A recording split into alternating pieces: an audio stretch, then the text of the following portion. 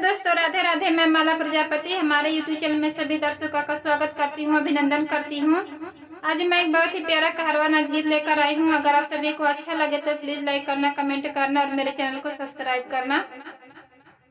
गोरे गोरे गलिया रसीले अखिया पिया झूलने गड़ाई दहम के तीन पातिया पिया झूलने गड़ाई दहम के तीन पातिया। गोरी गोरी गलिया रसीले अखिया पिया झूलने गड़ाई दहम के तीन पातिया पिया झूलने गढ़ाई दहम के तीन पातिया।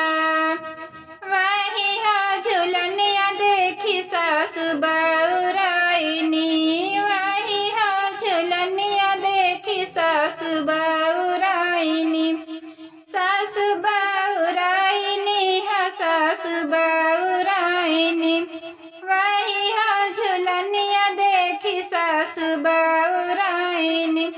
रोज रोज भोरवा में बोले बोलिया पिया झूलने गढ़ाई दहम के तीन पातिया पिया झूलने गढ़ाई दहम के तीन पातिया।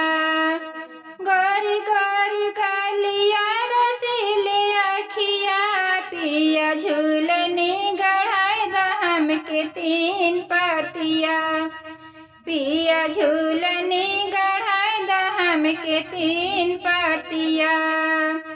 वही हा झूलनिया देखी जेठनी बउराइनी वही हा झूलनिया देखी जेठनी बउराइनी जेठनी बउराइनी हा जेठनी बउराइनी वही हा झूलनिया देखी जेठनी बउराइनी।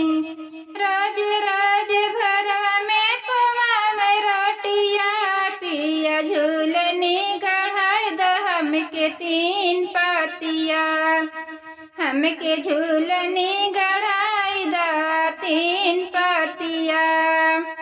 गोरी गोरी गलिया रसीली अखिया पिया झूलने गढ़ाई दहम के तीन पातिया पिया झूलने गढ़ाई दहम के तीन पातिया।